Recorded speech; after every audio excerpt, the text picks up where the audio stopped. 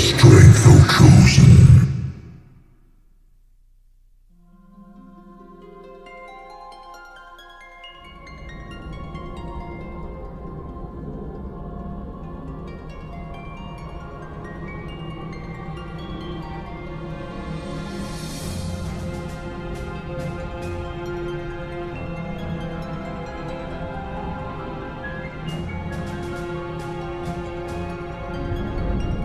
The fate of this world falls to the King of Kings. His providence consecrated in the divine light of the crystal. So it is ordained, the revelation of Bahamut.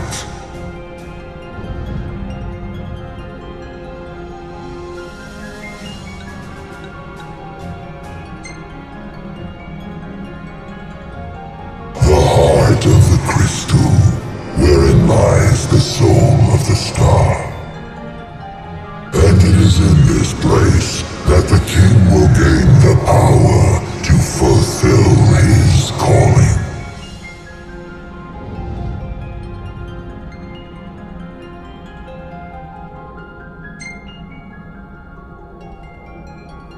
They stand against the darkness and abide in hope.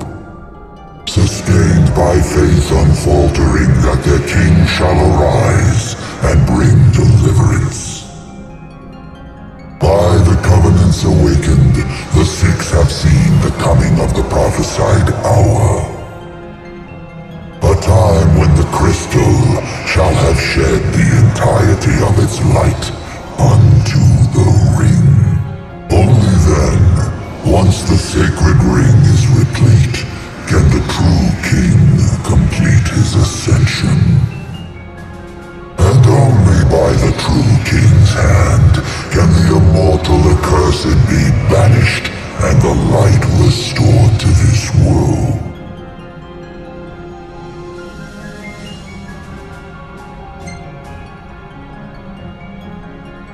A man cursed with life eternal, whose immortality stems from the self-same scourge that wrought the demons.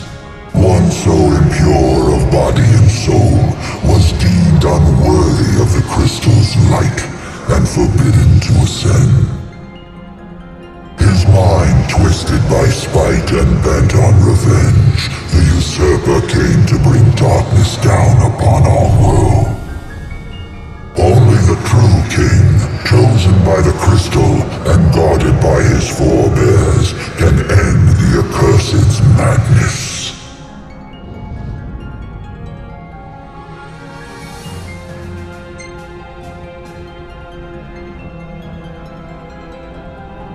It is the sole means to ending the immortal accursed. A power greater than even that of the six, purifying all by the light of the crystal and the glaives of rulers past. Only at the throne can the chosen receive it, and only at the cost of a life his own.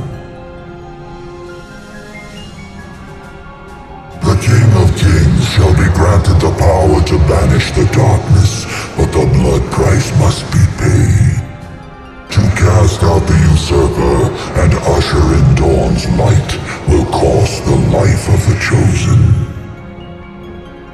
Many sacrificed all for the king, so must the king sacrifice himself for all.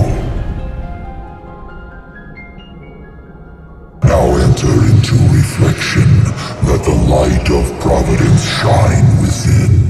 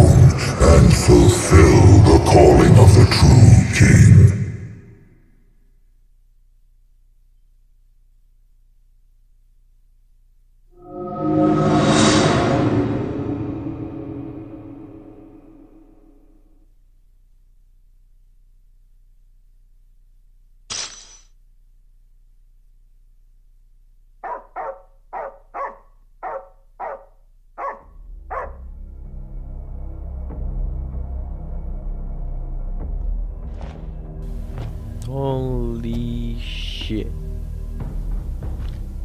How many years has it passed?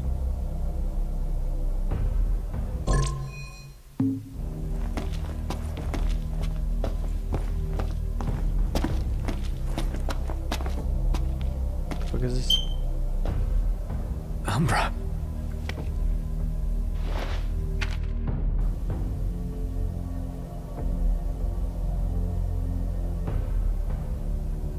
Be waiting.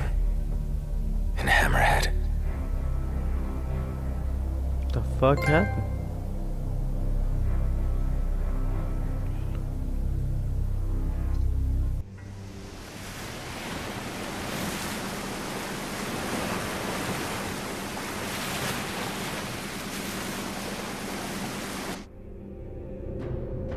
Man, how long was I out?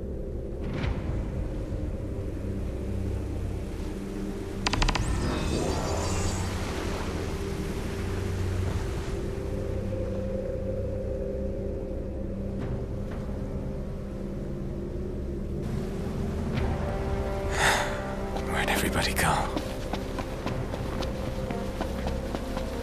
Demons everywhere. What the hell happened?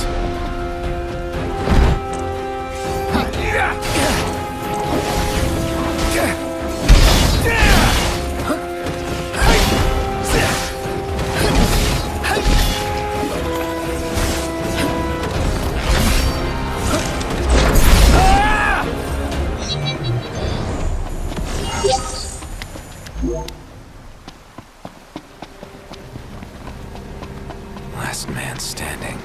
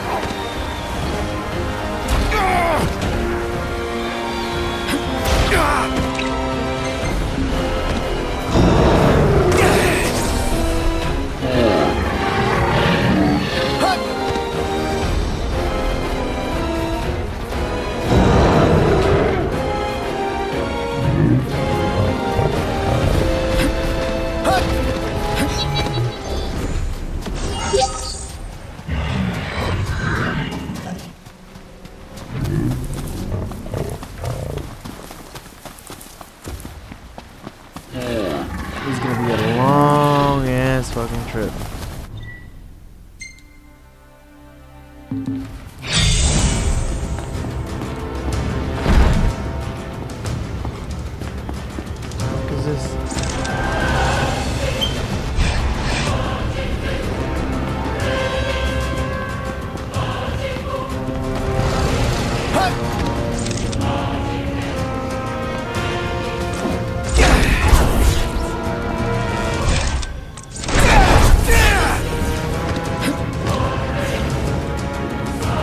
Damon Wall.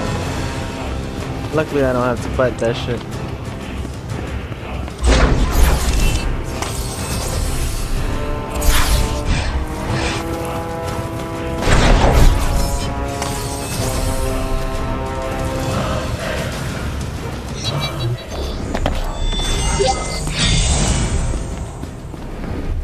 What's these glowing things over here? Ice. No. God damn. Those things are like high level as fuck. Now what? Necromancer. Too bad.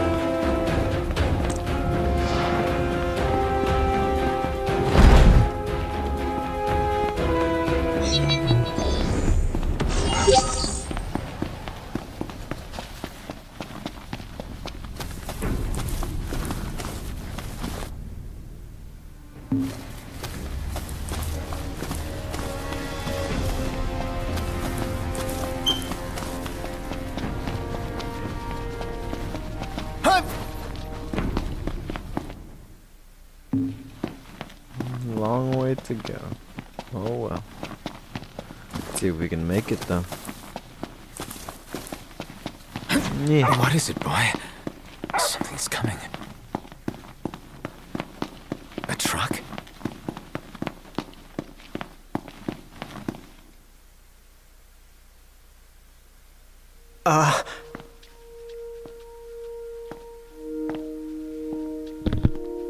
Yeah? It's me, Talcott. My grandpa served the Amicidia family. Talcott? Yeah. No way. Yes way. Welcome back, Your Majesty.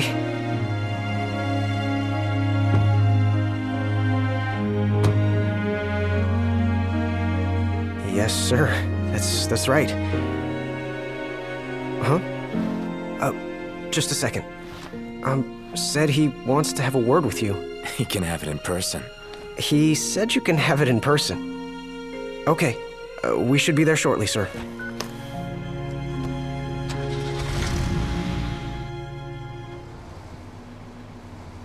Wow. I can't tell you how good it is to see you again. Yeah, you sure look different though. You think so?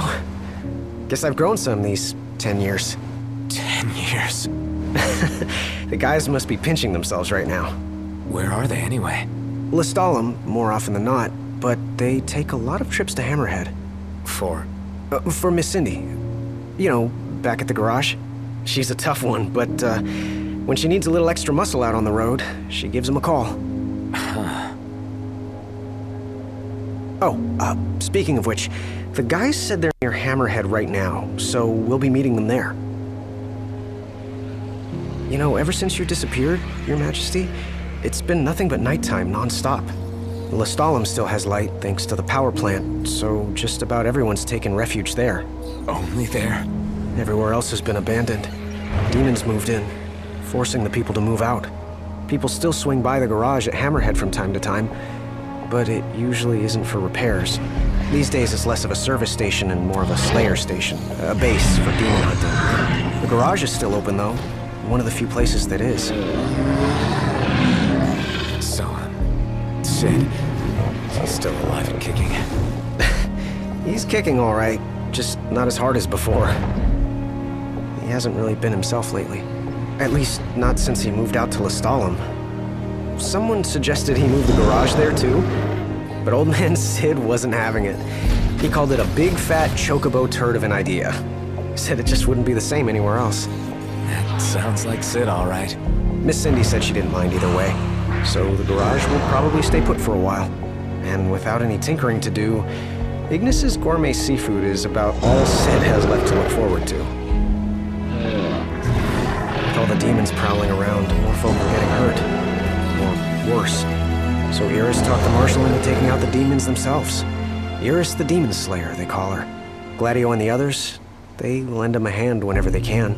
Prompto spends most of his time hunting around Hammerhead. He tries to impress Miss Cindy, but she's already married to her work. And Ignis? He hunts too. We tried to stop him, but he wouldn't listen. He said if anything, he's more used to the darkness than we are. Never got his vision back. I'm afraid not. But that being said, he gets by pretty well on his own. Gladio and Prompto usually hunt on their own as well. It isn't often you see the three of them together nowadays. They still work as a team every once in a while, but each has his own set of tasks to keep him busy. Is that so?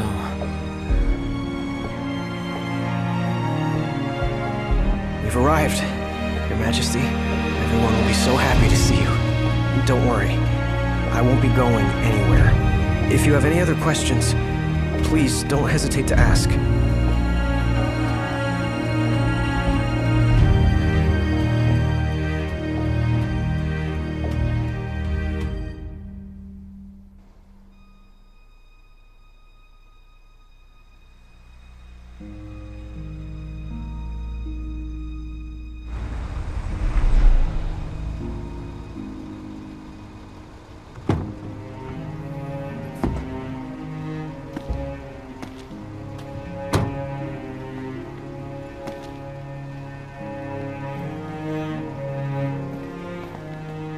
Hey.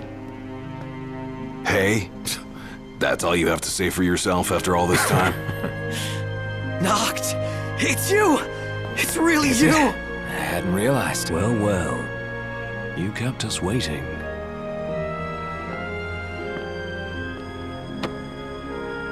Not like I wanted to. We've got catching up to do. Let's head inside.